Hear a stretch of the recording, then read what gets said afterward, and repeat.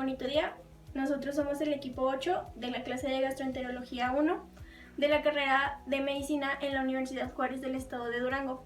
Mi compañero. Hola, mi nombre es José Luis Torres y Fuentes. Y yo, Daniela, les vamos a hablar acerca de la gastritis aguda y crónica.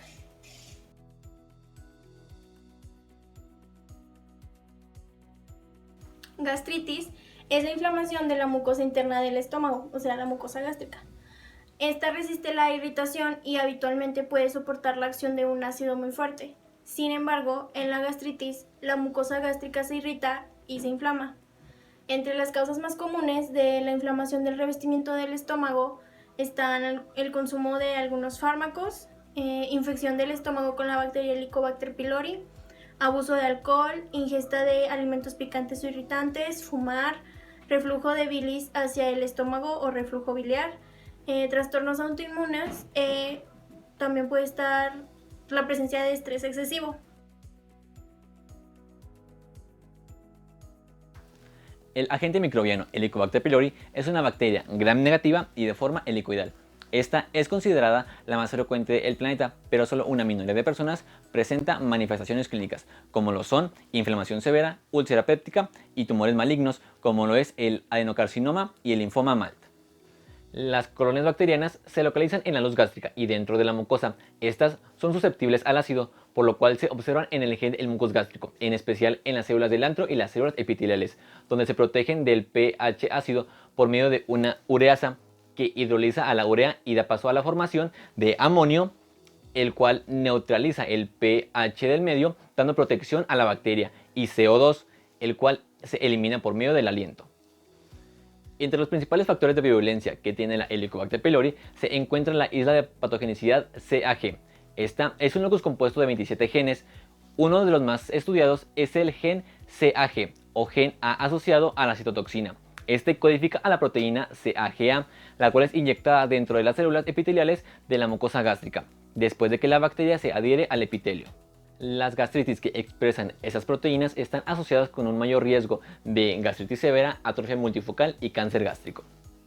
Otro determinante de la virulencia es el gen BACA o toxina baculizante. Está presente en todas las cepas de la Helicobacter pylori, pero su actividad citotóxica depende de dos regiones de su estructura.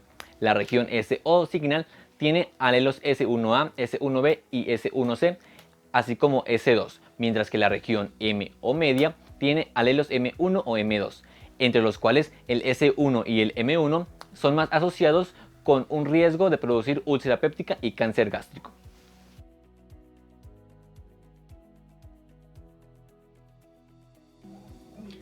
La gran mayoría de las personas que padecen esta patología no presentan síntomas, pero entre las molestias que pueden llegar a experimentar pues está el dolor abdominal, náuseas, vómitos, acidez, aerofagia, ausencia de hambre, que pues en ocasiones puede producir pérdida de peso.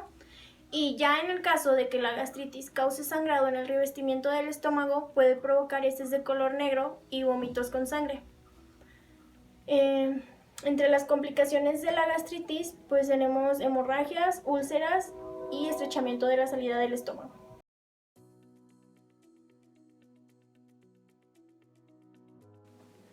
La prueba de aliento se basa en la capacidad del Helicobacter pylori de producir ureasa en grandes cantidades. La prueba consiste en la administración por vía oral de una solución que contiene urea marcada con el isótopo estable de carbono 13. La potente ureasa de la bacteria hidroliza la urea administrada, liberándose dióxido de carbono, que se excreta con la respiración y que se detecta en el aire exhalado por espectrofotometría de masas. Otros de los métodos para evaluación de la infección se basan en la respuesta inmunológica sistémica generada por el Helicobacter pylori. Los métodos serológicos más empleados en clínica son los que se utilizan técnicas ELISA, que permiten la identificación de anticuerpos circulantes contra el Helicobacter pylori, específicamente contra la proteína CAGA, como marcador de virulencia. Aunque en adultos la serología es altamente sensible, en niños la sensibilidad no es muy buena, lo que limita su utilización como método diagnóstico. Además, la disminución del título de anticuerpos después de la erradicación es lenta y varía de unos individuos a otros, lo cual invalida su uso como método de control post-tratamiento. Entre los métodos invasivos que requieren endoscopía y toma de biopsias están la prueba de la ureasa y la visualización de la bacteria histológicamente.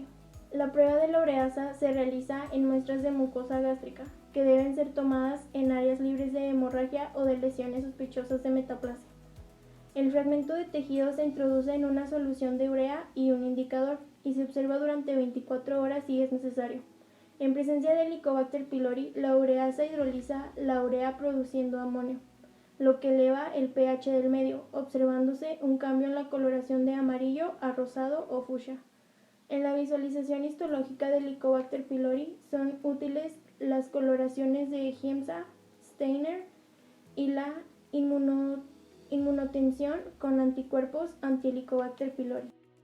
Las gastritis se caracterizan por un aumento en la cantidad de células inflamatorias que infiltran la mucosa gástrica y a partir de este fundamento se van a clasificar en aguda o activa y en crónica. La primera va a tener la presencia de leucocitos polimorfonucleares neutrófilos, mientras que la segunda tendrá leucocitos mononucleares.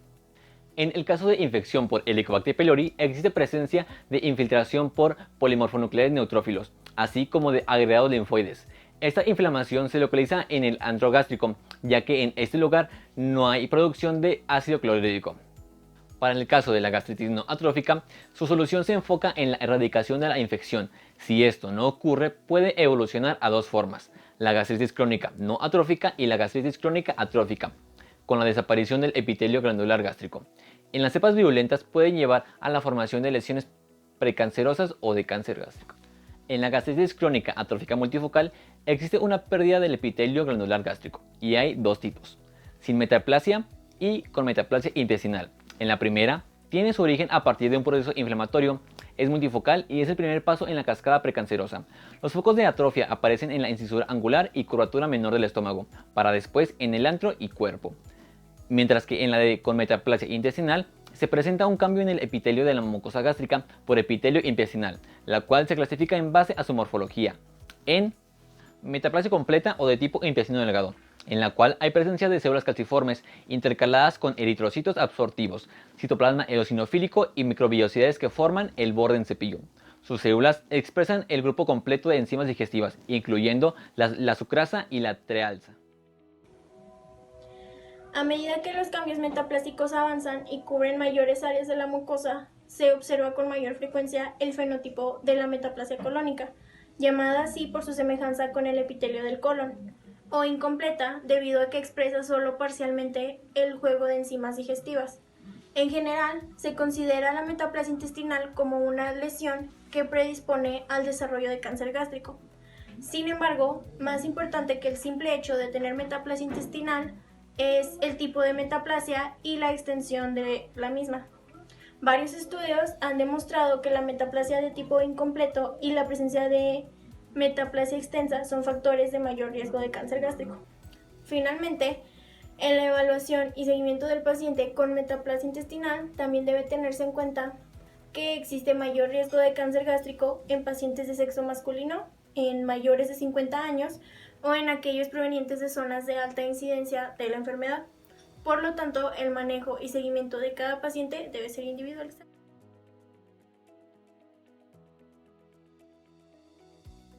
Para el tratamiento se receta antibiótico, antiácidos y pues ya en algunas ocasiones puede haber intervención quirúrgica. En los antibióticos, pues la infección por bacteria Helicobacter pylori, como ya mencionamos, es una de las principales causas de las úlceras. Por tanto, cuando se diagnostica la infección, el tratamiento de la infección por esta bacteria se lleva a cabo con antibióticos junto con subsalicilato de bismuto. De manera general, en la mayoría de los casos, el tratamiento se prolonga durante un periodo de 4 a 8 semanas. Aunque la dieta suave puede ayudar a reducir el ácido, no hay pruebas de que este tipo de dietas aceleren la curación o eviten la recurrencia de las úlceras. Sin embargo, es recomendable evitar los alimentos que parecen causar dolor y que empeoran la hinchazón. También es importante eliminar los posibles irritantes del estómago, tales como antiinflamatorios no esteroideos, que son los AINES, el alcohol y la nicotina. Los antiácidos Pues estos no curan las úlceras, pero sí alivian sus síntomas, porque neutralizan el ácido gástrico y con ello elevan su pH. Por lo general se usan junto con los inhibidores de la bomba de protones para aliviar los síntomas de la etapa inicial del tratamiento. Su efectividad varía según la dosis que tome la persona y la cantidad de ácido que produzca. En los inhibidores de la bomba de protones tenemos que estos son más efectivos que los bloqueadores de histamina 2 en el manejo de gastritis, ya que estos han demostrado mantener el pH intragástrico arriba de 6 por más de 72 horas cuando se dan en dosis adecuadas. El mantener el pH arriba de 4 ayuda a restituir la mucosa gástrica. Un ejemplo es el omeprazol, que este fármaco es de primera elección para el tratamiento de gastritis aguda y pues es más efectivo que la ranitidina en la prevención de la recurrencia temprana del sangrado del tubo digestivo alto. Los bloqueadores de la histamina 2 alivian los síntomas y favorecen la curación de las úlceras al reducir la producción de ácido gástrico. Estos fármacos se toman solo 1 o 2 veces al día. Y ya entre otros fármacos que también pueden actuar son el sucralfato y el misoprostol. El primero puede actuar formando una capa protectora en la base de la úlcera para favorecer la cicatrización. Funciona bien en las úlceras gastroduodenales y es una alternativa razonable a los antiácidos. El sucralfato se toma de 2 a 4 veces al día y no se absorbe al torrente sanguíneo, así que causa pocas reacciones adversas. Sin embargo, puede provocar estreñimiento y en algunos casos reducir la efectividad de otros fármacos. Y por otro lado, el misoprostol puede actuar reduciendo la producción de ácido gástrico y haciendo que la mucosa gástrica sea más resistente al ácido. Sin embargo, el misoprostol causa diarrea y otros problemas digestivos en el 30% de las personas que lo toman, además de que este fármaco puede causar abortos espontáneos en mujeres embarazadas.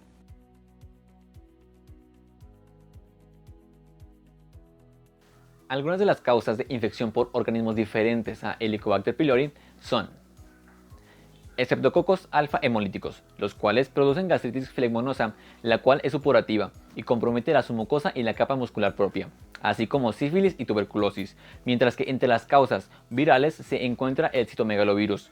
En el caso de los hongos encontramos el Isoplasma capsulatum y el Cryptococcus neoformans, y para los parásitos se encuentra el Anisakis y el Strongyloides stercoraeis.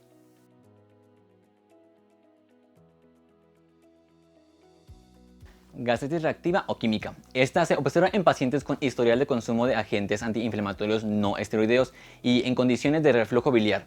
El síntoma más frecuente es el dolor epigástrico de tipo ardiente. Endoscópicamente se observa eritema, edema y erosiones de la mucosa gástrica, mientras que histológicamente la mucosa antral presenta hiperplasia foveolar, cambios epiteliales reactivos e incremento en las fibras del músculo liso. Esta gastritis puede presentarse como el componente gástrico de la gastroenteritis eosinofílica, considerada como una entidad de etiología alérgica, con incremento en los niveles de inmunoglobulina E, sérica y eosinofílica periférica. También puede observarse en presencia de enfermedades parasitarias con compromiso gástrico.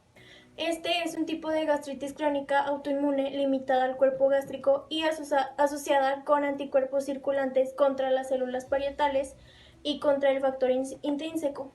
Los pacientes pueden permanecer asintomáticos por muchos años hasta que la pérdida de células parietales sea tan severa que lleve a una anemia megaloblástica. Este tipo de gastritis se puede observar en pacientes con anemia perniciosa y en pacientes con otras enfermedades autoinmunes. Y pues ya por último, en otras gastropatías tenemos que la gastropatía hemorrágica se caracteriza por erosiones y hemorragia de la mucosa gástrica, con presencia de úlceras de estrés en casos severos. Esto se debe al uso de antiinflamatorios no esteroideos, el consumo de grandes cantidades de alcohol y los estados de estrés físico severo. Las gastropatías vasculares son debidas a alteraciones de la circulación gástrica. Las más comunes son la gastropatía hipertensiva y la ectasia vascular antral gástrica, o sea, estómago en sandía. Las gastropatías vasculares son debidas a la alteración de la circulación gástrica, como lo son la gastropatía hipertensiva portal y la ectasia vascular antral gástrica o estómago en sandía.